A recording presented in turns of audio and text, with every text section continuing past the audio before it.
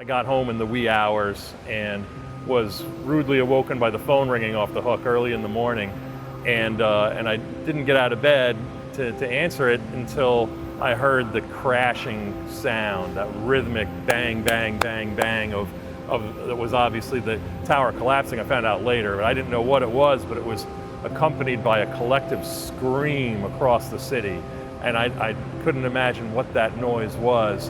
We couldn't be in touch with family and whatnot. The phones in New York what was working was really overwhelmed. The telecommunications was really bad. So it was hard to keep our families updated as to where we were and to find out about our friends. I'm a native New Yorker, so I knew a lot of people who worked in the World Trade Center towers. And thankfully the ones close to me were all right, but certainly a lot of friends of friends and family were lost that day, but I was out of the loop. So that made it difficult.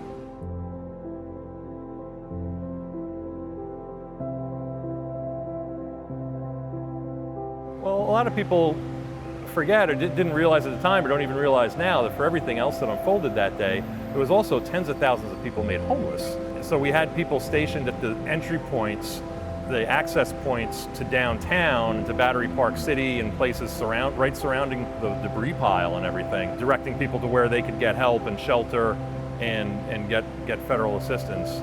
A lot of FEMA employees are retired responders. So we had a lot of people who were former FDNY and New York City police who were wondering what happened to their friends and colleagues. And because they were retired and with us and busy, on the one hand it was good to be busy, on the other hand we were cut out of the loop of finding out what happened to our friends and whatnot, so it was very emotional. I mean, it impacted me as a New Yorker because I knew a lot of people who had suffered a lot of loss. The night before 9/11, when I arrived in New York in the wee hours of the morning of 9/11, I met a friend who would just watch the Kansas City Chiefs on Monday Night Football, and he was on his way home. I said, "Nah, don't go home. Come back in the bar and keep me company." I kept him out late, and he was late for work, and that saved his life. And he became, but he lost so many of his colleagues that he became the chief operating officer for Cantor Fitzgerald. And my wife became the volunteer coordinator for their memorials every year.